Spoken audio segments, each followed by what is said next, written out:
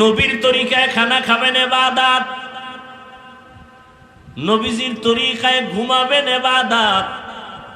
রহমতের নবী বলেন, কেউ যদি এশার নামাজ পড়ে ঘুমাও, ঘুম থেকে উঠে যদি আবার ফজরের নামাজ আদায় করো, নবীজি বলেন ঘুমাইয়া যেই সময়টা কাটাইলা ওই সময়টাও নেকের পাল্লায় ওজন হয়ে যাবে।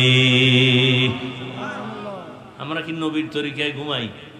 কি এই মোবাইলের গোলামেরা, আমরা মোনাজাত ধরি বইয়া, আর তোমরা মোনাজাত ধরো হইয়া, মাঝখানে মোবাইল। সারা রাত মোবাইলে কবিরা গুনাহ, কবিরা গুনাহ, কবিরা গুনাহ, কানের মধ্যে গানের তার লাগানো। ও যুবক, আজরাইলের আল্লাহ যদি পাঠায় দেয়, আয়েশা যদি দেখে কানে গানের তার লাগানো, বেঈমানের বাচ্চাকে বুঝাইলো তওবা করত, তুমি বুঝো না কেন? সারাটা রাত মোবাইল চালাইয়া চেহারা নষ্ট করে ফেলেছো, খবর নাই। অথচ আল্লাহর দেওয়া রাতের ঘুম পৃথিবীর প্রত্যেকটা মানুষের শরীরের জন্য একটা ফ্রি মহা ঔষধ। রাতের ঘুম শরীরের মহা ঔষধ। আজকে তুমি সেই ঔষধ ব্যবহার না করে রোগী হয়ে গেছো। কি চেহারার মধ্যে কোনো লাবণ্যতা নাই, উজ্জ্বলতা নাই, আলো নাই, চেহারা নষ্ট।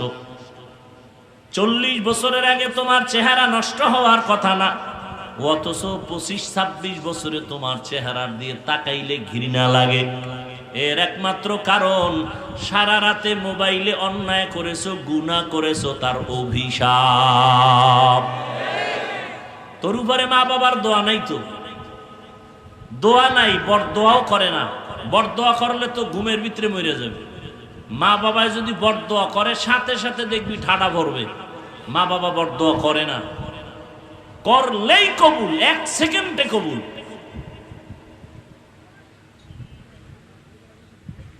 আরে মিয়া, বক্তা হইয়াও তো চেষ্টা করি মা বাবার খেদমত করার, মুরব্বীদের জুতা টানার।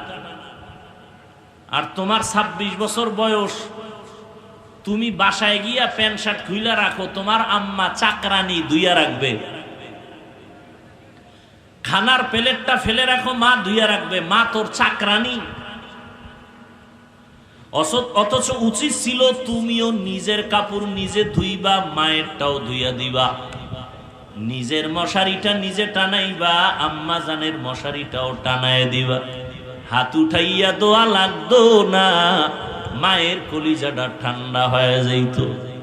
মা অন্তর দিয়া বলতেন, হে মালিক, আমারে যেই কলিজার সন্তান ঠান্ডা করলো, শান্ত করলো, ওরেও তুমি সান্ত্বনার জিন্দেগি দাও, জীবনে কষ্টের মুখ আর দেখা লাগতো না।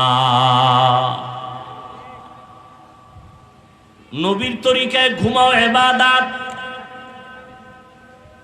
নবীজির তরিকায় খানা খাও ইবাদত। খানা খাইতে বসো, চেয়ার টেবিলে খাইবা না, এটা নবীর তরিকা না। নবীর যুগে চেয়ার ছিল, টেবিল ছিল, নবী কখনো চেয়ার টেবিলে খান নাই। কোথাও ঠেকায় গেছি আর বসার কায়দা নেই, সেটা ভিন্ন কথা, কিন্তু পারতে বইলা চেয়ার টেবিলে খাওয়া নবীর তরিকার বহির্ভূত কাজ। সমতল জমিনে খানা খাও, দস্তারখান বিছাও, যেই প্লেটে খানা নিবা ওই প্লেটে হাত ধুইবা না, ভিন্ন পাত্রে হাত ধুইতে গিয়া দোনো হাতের কবজি পর্যন্ত ধুইয়া নাও। খানাটা প্লেটের ডান দিক থেকে লোকমা শুরু করো, বিসমিল্লাহ বলে খানা শুরু করো। পইরা গেলে খানা উঠায় খাও। আমার মাওলা খানা হালাল যেটা, এটার মধ্যে বরকত দান করেন। খানার পরে আবার দোনো হাতের কবজা পর্যন্ত ভিন্ন জায়গায় দুইও, খানার প্লেটে দুইও না। খানার মধ্যে যে তোমার জুটা হয়, কি কয় এটারে, দেখছেন নি, সহযোগিতাও করেন। খানার ভিতরে কি হয়, কাটা খোটা থাকে না, এটার কি বলেন, জুটা পানির মধ্যে ফালাইও না। খবরদার, ওই জুটা অন্য প্রাণীর খানা, বিড়ালের খানা, কুকুরের খানা, জিনের খানা, পানিতে ফেলবা না। আর যেটা খাওয়ার যোগ্য, তুমি তরকারি নিছো, রুটি নিছো, অর্ধেক খাইছো, বাকি অর্ধেক নষ্ট করিও না। তোমার আর একটা ভাই খেতে পারে, তারে দাও। যদি অযোগ্য হয় ভিন্ন প্রাণীর খানা, ওটা ফালায়ও না, পানিতে ফালাইলে স্বাদ নষ্ট হয়ে যাবে। রহমতের নবী শিখাইয়া যায় না এমন কোনো কাজ নাই। জুতা দুইটা কেমনে পায়ে পরবা, সেখানেও নবীর তরিকা। ডান পাও ডান জুতায় আগে ঢুকাও, সুন্নত। বাম জুতায় বাম পাও ঢুকাইবা পরে, সুন্নত। কোথাও তুমি হাঁটা শুরু করেছো, ডান পাও আগে দাও, সুন্নত। কোন দোয়া পারো না, শুধু বিসমিল্লাহ বলো, তাতেও হবে সুন্নত। ঘরে ঢুকছো, ডান পাও দিয়ে ঢুকো, জোরে সালাম দাও।